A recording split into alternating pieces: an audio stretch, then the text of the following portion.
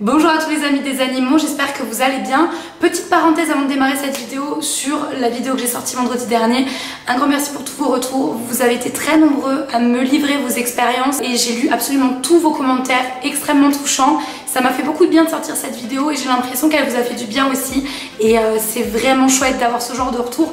C'est vraiment ce que j'aime le plus, je pense, sur YouTube. Le partage, vous lire vous, et qu'il y ait vraiment une espèce de connexion entre nous. Donc un grand merci et je suis vraiment heureuse d'avoir fait cette vidéo. Ceci étant dit, ça faisait un petit moment qu'on n'avait pas parlé croquettes et aujourd'hui on va faire un focus sur les croquettes juniors. Vous êtes tout content d'accueillir un jeune animal chez vous, vous allez lui acheter plein de choses et tout naturellement vous allez vous tourner vers des croquettes spéciales chaton ou spéciales chiot. Est-ce obligatoire de donner des croquettes estampillées juniors? Qu'y a-t-il de différent entre les croquettes adultes et juniors? Quelles sont leurs spécificités? On entend souvent les défenseurs des gammes juniors parler du fameux taux de calcium. Effectivement, il faut faire attention à la teneur en minéraux. La plupart des croquettes n'excèdent pas les 1,5-1,8% de calcium et un chiot ou un chaton aura besoin d'un apport en calcium situé entre 0,8 et 1,5 environ. Ces gammes juniors ont des teneurs en calcium plus que raisonnables, mais outre la quantité de minéraux contenus dans ces croquettes, il faut également se pencher sur leur qualité, parce que c'est la qualité qui va permettre de favoriser ou non la bonne assimilation de ces derniers. En ce qui concerne les protéines, on nous dit souvent qu'un chiot et qu'un chaton ont des besoins en protéines plus importants qu'un animal adulte. Le chat et le chien sont des carnivores et quel que soit le stade de leur vie, leurs besoins en protéines restent élevés. D'ailleurs, les recommandations de la FEDIAF n'indiquent aucune teneur en protéines maximum. Si vous comparez une gamme de croquettes spéciales junior et une gamme de croquettes adultes appartenant à la même marque, vous remarquerez souvent qu'effectivement dans les croquettes junior, le taux de protéines est plus important. Mais est-ce que ces protéines sont de bonne qualité? Et c'est là que ça pose problème. Quand on se penche sur ces ingrédients, on se rend compte que la quasi-totalité des protéines sont d'origine végétale, qu'on trouve dans le riz, le blé, le maïs, mais également les légumineuses. Alors je ne vous dirai pas dans cette vidéo que les protéines végétales sont taxées. Je pense d'ailleurs y consacrer entièrement une vidéo, mais il faut savoir que les protéines végétales sont bien moins complètes en acides aminés, riches en fibres et riches en amidon. Tout l'inverse des protéines animales qui sont bien plus complètes et bien plus adaptées. Et donc, proportionnellement, des croquettes qui sont riches en protéines végétales auront des teneurs en fibres et en glucides plus importants, ce dont les chats et chiens n'ont pas besoin, en tout cas pour les glucides.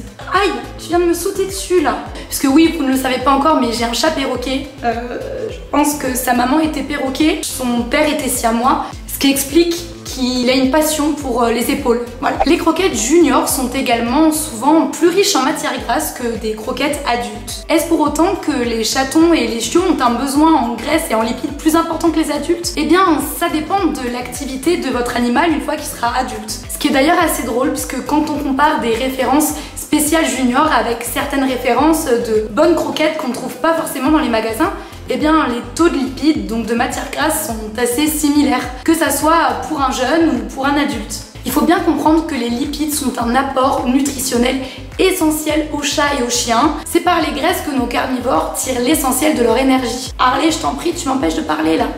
Allez, on descend. Vous aurez des chatons de 6 mois qui sont sédentaires, qui deviendront déjà gros parce qu'ils auront un manque d'exercice. À côté de ça, certains chiens adultes pratiquent une activité sportive très intense, comme les chiens de traîneau, les chiens qui font des concours d'agility, les chiens qui font du canicross ou même les chiens de sauvetage. Et ils auront un besoin en matière grasse important pour couvrir les besoins journaliers en calories. Et encore une fois, comme je l'ai dit précédemment, il est important de connaître l'origine des matières grasses utilisées, leur qualité. Donc oui, les chiens et les chatons ont un besoin en matière grasse important, de même qu'un chat ou un chien adulte qui sort ou qui pratique une activité physique importante. En réalité, c'est plutôt l'animal sédentaire qui ne bouge pas beaucoup qui verra ses besoins en matière grasse diminuer. En moyenne, les besoins en lipides varient entre 15 et 18%. Maintenant, comme je disais précédemment, tout va dépendre de l'activité de votre animal et de la qualité de cet apport. On préférera toujours un apport un petit peu plus important mais de meilleure qualité parce que l'assimilation sera de toute façon meilleure. Le besoin en fibres maintenant est similaire du moment que l'animal fait ses besoins normalement. Les fibres ont un rôle de régulateur, c'est ce qui va permettre au transit de fonctionner et à permettre à l'animal de déféquer normalement. Certaines fibres auront tendance à constiper et d'autres auront tendance à fluidifier. Ce qui change réellement en fonction de l'âge de l'animal, ce sont surtout les besoins caloriques, les besoins en énergie. Afin d'offrir une croissance stable et saine à votre protégé, il faudra lui offrir une quantité de nourriture plus importante. Ce qui est d'ailleurs préconisé sur les paquets de croquettes. Et c'est exactement ce qu'on pratique au barf. Je ne parlerai pas pour la ration ménagère parce que je ne m'y connais pas assez, mais au cru, l'équilibre des protéines, lipides et minéraux être le même. On augmentera simplement la ration en fonction de l'âge de l'animal. En général, on donne l'équivalent de 6% du poids de l'animal pendant qu'il est en pleine croissance et on passe ensuite entre 3 et 4% de la ration journalière une fois que l'animal est adulte, quantité qu'on adapte en fonction de l'exercice de l'animal. Bien évidemment, on peut varier en se tournant vers des viandes plus grasses par exemple pour apporter plus de matière grasse, mais il n'existe pas de menu barf spécial bébé et de menu barf spécial adulte, hormis évidemment la taille des os qui diffère. Et aujourd'hui, beaucoup d'éleveurs pratiquent le sevrage au cru sans rencontrer aucun problème. Donc pour résumer, est-ce que vous êtes obligé d'acheter des croquettes spéciales chaton ou spéciales chiot à votre petit protégé? La réponse est non. Vous pouvez trouver pléthore de croquettes adultes qui auront des teneurs en minéraux, protéines, lipides, parfaitement équilibré, et ce même si le packaging n'est pas estampillé chiot ou chaton. En revanche, beaucoup de marques qui jouent sur le marketing de segmentation proposent des aliments adaptés dont les ingrédients ne sont pas forcément de bonne qualité et certaines teneurs en excès comme le fameux taux de glucides.